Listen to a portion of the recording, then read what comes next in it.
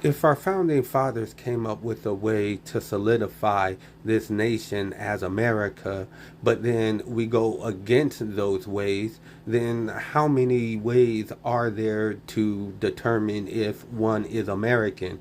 Off paper. It's just, I vote. I'm an American voter. I vote. And it's just that, when I see the stuff on TV and then I talk to people in real life, it's almost like, there's a difference. But I do hear some of the stuff on TV, when I'm at the bus stop, when I'm at a grocery store or whatnot, I do hear that stuff. It's just, I want the American voters like myself to be able to come together. And I've said this before, and I find it to be important because if we're going to vote, but not for the purpose of voting, then once again, it's just, look, I don't think that I'm standard. But why can't a person make an attempt to try to find a way to bring us together?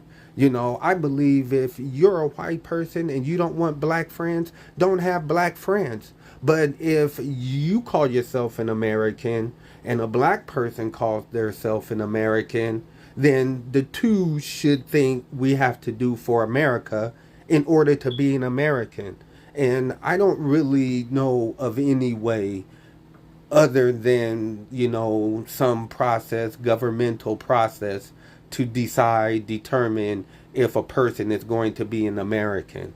Because look at how many races have been in this country, been on this land for centuries. So, like, I don't know everything. And I'm not saying follow me. I'm not saying agree with me. But what I am saying is that if we don't know everything, then that's a sign saying we should work together. Because what one person doesn't know, someone else may know. And that starts from A to Z. And I know there's more than 26 people in the world. But if you can understand what I'm saying, then all right, cool. I'll be more comfortable with speaking in metaphors. So, yeah, correct me if I'm wrong. I have no problem with learning. But American voters, it's up to us, not up to the smaller fraction of this country. Well, I take that back because people in the government vote, don't they? Yeah. Well,